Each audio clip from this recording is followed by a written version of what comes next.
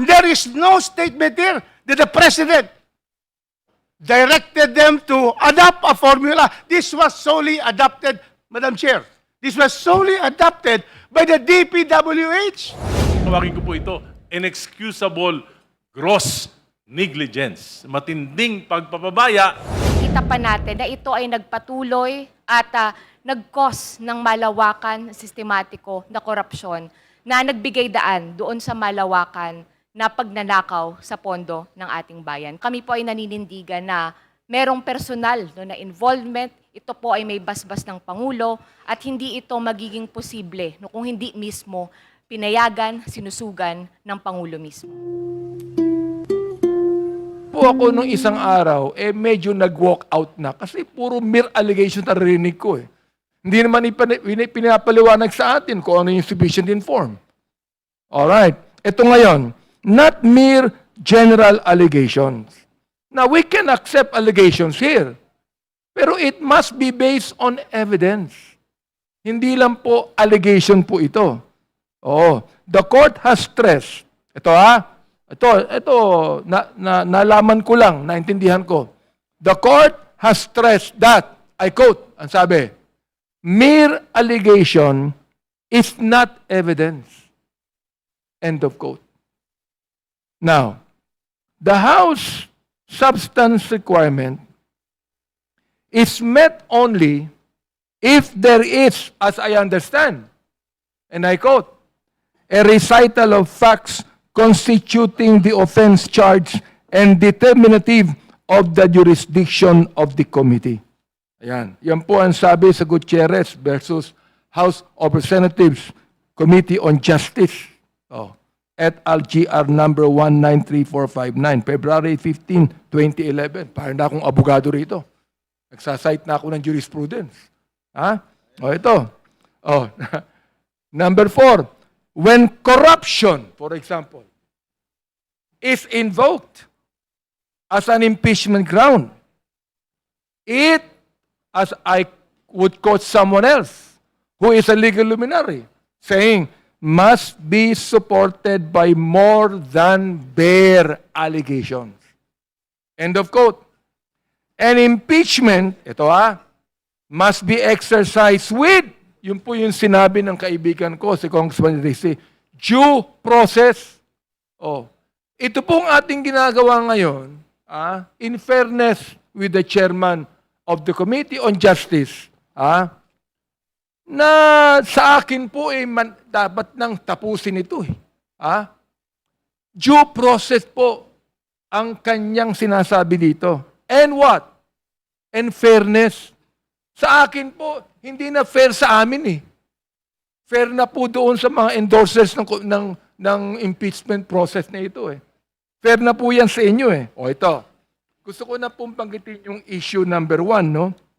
Issue number 1, yung tinatawag nating BBM parametric formula na binanggit ng dating Secretary Bonoan. Di ba? Yun ang sabi niya . Sa akin po, hindi sufficient in substance po ito and should be dismissed as the initiatory state for failure to what? To plead facts constituting an impeachable offense as an act or omission of the respondent. Hindi naman po na ipaliwanag yung tinatawag nating BBM parametric formula. Whether it be explained by the former secretary or even explained by the complainants themselves. Na nakalagay po dito. Ito po sabi nila, an indictment of a policy framework. Na gusto ko pong sabihin dito, sufficiency in substance turns out whether the complaint recites facts constituting the charge offense. Not rhetoric, not labels, or even policy disagreement. Dapat ito po ay talagang facts. Yun lang po muna. Yun po yung una kong gusto sabihin at meron pang kasunod yan. At gusto ko ipangako sa ating Madam Chair, hindi po ako magwo-walk out this time. Thank you for your passionate Madam Chair. manifestation. In response to the manifestation of the Honorable Abante, Yes, Madam Chair. the Honorable Ko is recognized. Okay. Thank you, Madam Chair. Just quickly responding to the previous manifestation, any jurisprudence that cites that yung complaint has to be supported by more than mere allegations or bare allegations. Dahil yan ay galing sa decision ng the Supreme Court, ibig sabihin dumaan na po yan sa trial stage at nahanap sa trial na walang evidence. Pero to reiterate, wala pa po tayo doon. Nasa stage pa lang po tayo ng determination of sufficiency of substance. Kung ang allegation sa complaint, if you take it one by one or the whole, would constitute an impeachable offense. So, meron pa rin talagang pag-deem na hypothetical admissions ang ginagawa natin, granting na totoo yung lahat ng mga sinabi ng complaint, meron bang betrayal of public trust na nagaganap? Once again, to remind lang po the committee and the body na nandun pa lang po tayo, hindi pa po tayo pumapasok dun sa pagsiyasat, the truth of the allegations. And anyway, kaya naman po hinahain dito dahil may confidence yung complainants na kapag we delve into that and we're able to present evidence and we're able to call on witnesses, they're able to submit affidavits, meron pong truth na malalabas. Madam Chair. Thank you. The manifestation or response of the Honorable Ko is noted. Madam Chair, since nabanggit po yung pangalan ko, The Honorable I think- Erize. Yes, gusto ko lang po, very, very short. Gusto pong liwanagin na wala pa tayo sa stage ng pagpipresenta ng ebidensya na tulad ng sinabi ni Congressman Abante. At yung pong mga sinabi niya na parameters para sa determination ng prima facie ay lahat po binanggit ko. Who? Presidente. What? Yung pong pag-aproba niya ng release ng mga unprogrammed appropriations at pagpayag niya na tanggalin yung mga flagship projects na nagresulta sa pagkalugi ng gobyerno. Pangatlo, when? 2023, 2024, at 2025 national budget. How? Ayun po, yung pagpirma niya. Yun yung importante. At 3 taon. Kaya po, ma-relink natin ito sa isang paglabag, kung tatawagin ko po ito, inexcusable gross negligence. Matinding pagpapabaya at ito po na particular na offense na ito ay pumapatak sa betrayal of public trust. Yun lang po. Salamat po. The manifestation is noted. At this juncture, we recognize the Honorable Rufus Rodriguez. Thank you, Madam Chair. Specifically, the first act or the first ground to impeach the President is under page 18. Charge, paragraph 66.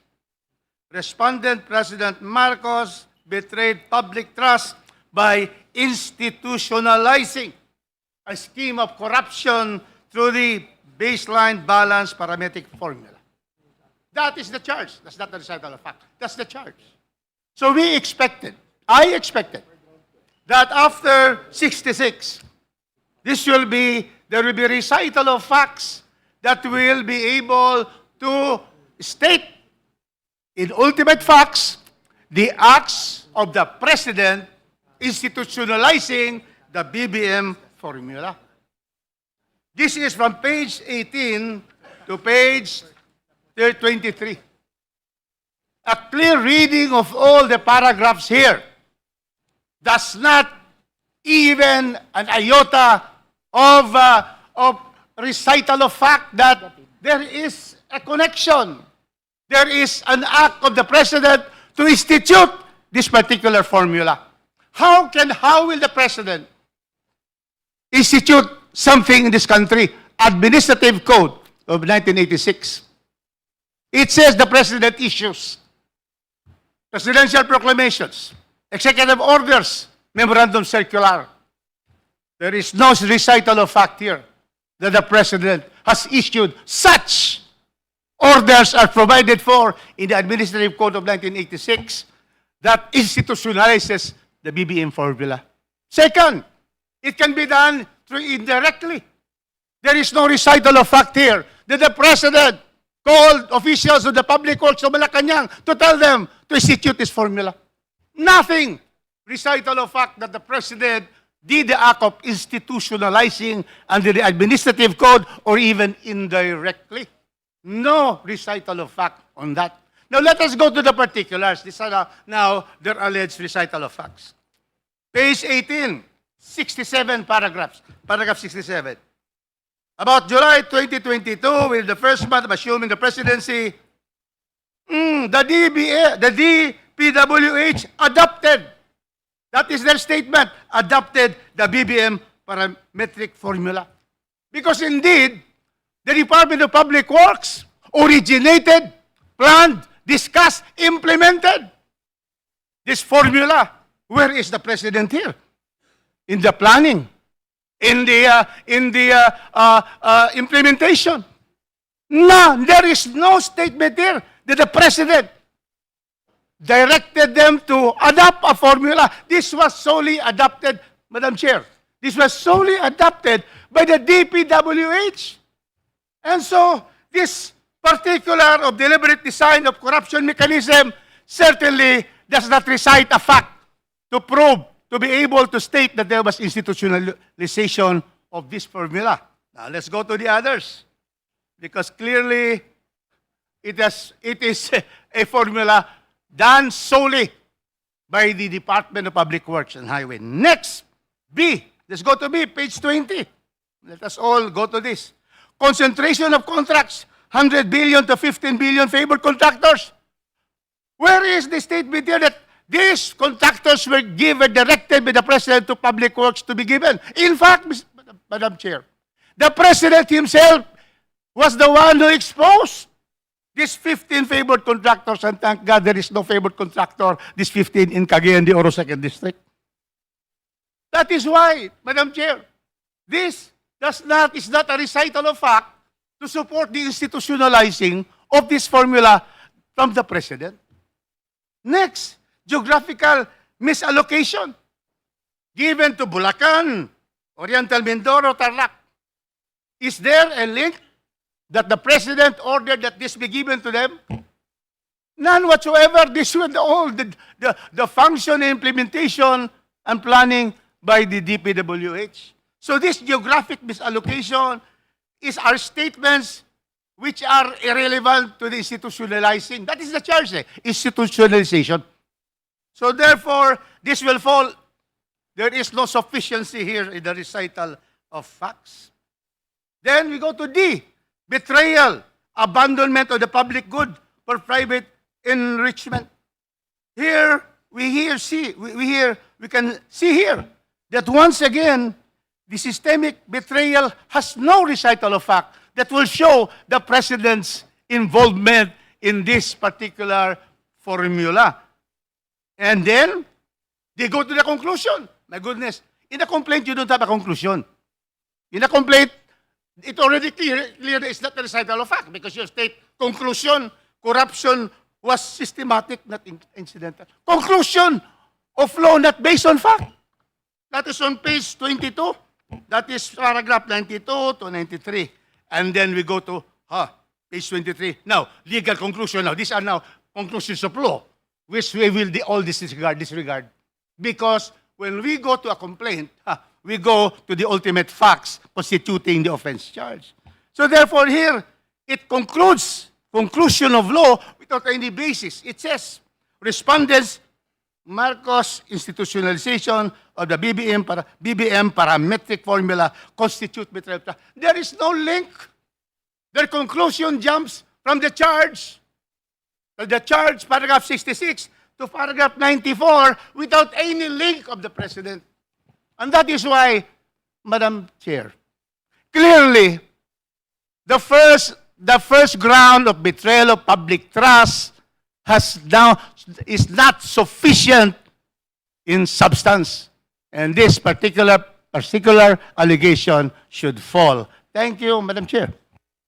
Thank you, Honorable Rodriguez. At this point, we recognize the Honorable Janice Digamo. We are still on the first offense, institutionalizing systemic corruption through the BBM parametric formula of allocables. You may proceed. Yes po. Good morning to everybody. I would like to express how I understand the procedure, lalong-lalo na doon sa unang grounds na binabanggit. At being a non-lawyer, I have to aralin po kung paano ko titignan yung sufficiency in substance. And sa akin pong pagre-research, lalong-lalo na ngayon na narinig ko si Congressman Rufus, pag ina-assess natin yung sufficiency in substance on the first allegation, natutunan ko that I have to look for the act, the document, and the violated duty. So dun sa first allegation, yung BBM formula is the act. But you will have to ask the question, who committed the act?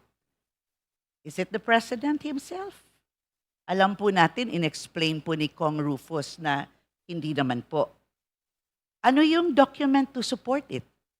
Nandun ba yung document to support the allegation? Dapat hinahanap natin yan pag nag-judge tayo according to the sufficiency of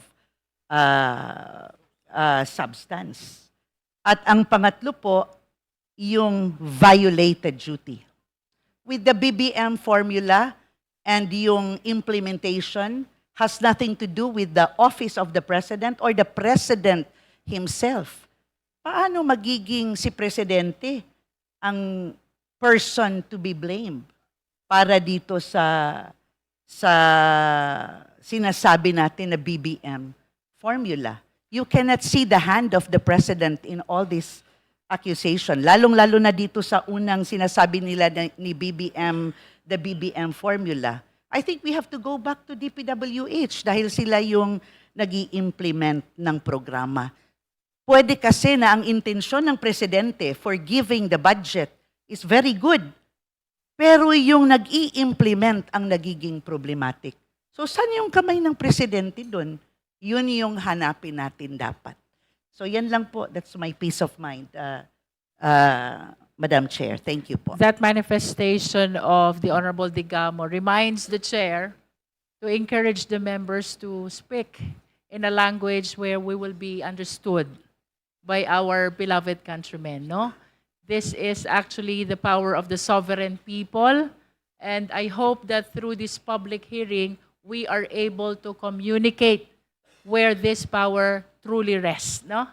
So, we encourage the members as much as possible to speak in Filipino so the people will understand us. Thank you, Honorable Digamo.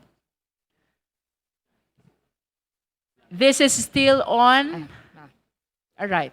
In response to Honorable Digamo, Yes. we On recognize the the comments Honorable... made by the Representative Rodriguez and Representative Digamo. All right. As well as earlier, the Representative The Labas. Honorable Ilago is recognized. Yes. Madam Chair, tungkol doon sa first act ng betrayal of public trust, doon sa pagpapatupad, pag-implementa ng sistematiko na korupsyon sa pamamagitan ng baseline balanced managed parametric formula of allocables. Ang charge po doon sa complaint nakalagay na ang respondent, President Ferdinand Bongbong Romualdez Marcos Jr. betrayed public trust by institutionalizing a systemic scheme of corruption through the adoption and implementation of the so-called baseline balance managed parametric formula as the official allocation mechanism for flood control and other infrastructure projects, thereby converting the national infrastructure budget into a centralized apparatus for plunder.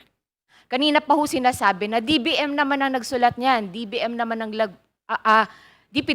naman ang nagsulat niyan, ang author, DPWH naman ang nag-implement. No? Pero ang hindi po sinasabi dito, no, sa ilalim din ng ating konstitusyon, ng ating saligang batas, Section 17 of Article 7, the President shall have control of all the executive departments, bureaus, and offices. He shall ensure that the laws be faithfully executed.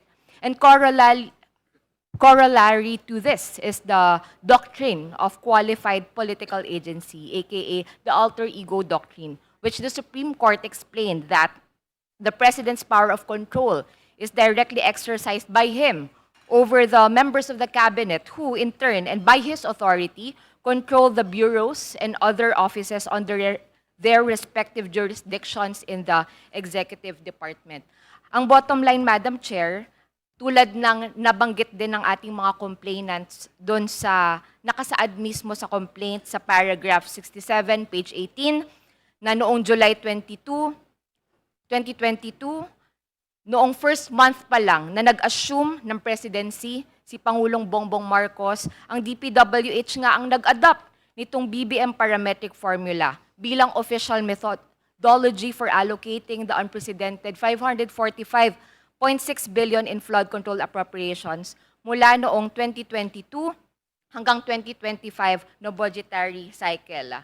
Nandyan din ho, paragraph 92, page 22, yung alleged kickbacks na predictable at intended consequences ng institutional design choices mismo ng respondent sa pamamagitan ng BBM parametric formula.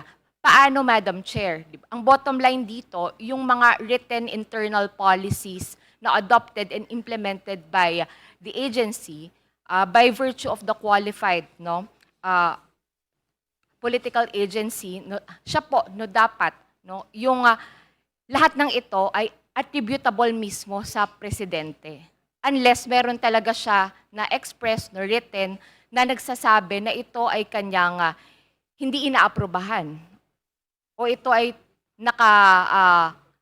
or merong disapproval mismo ng presidente. At yun yung hindi natin nakita. Bagkus, nakita pa natin na ito ay nagpatuloy at nag-cause ng malawakan, sistematiko na korupsyon na nagbigay daan doon sa malawakan na pagnanakaw sa pondo ng ating bayan. Kaya, Madam Chair, kami po ay naninindigan na merong personal na involvement, ito po ay may basbas ng Pangulo at hindi ito magiging posible kung hindi mismo pinayagan, sinusugan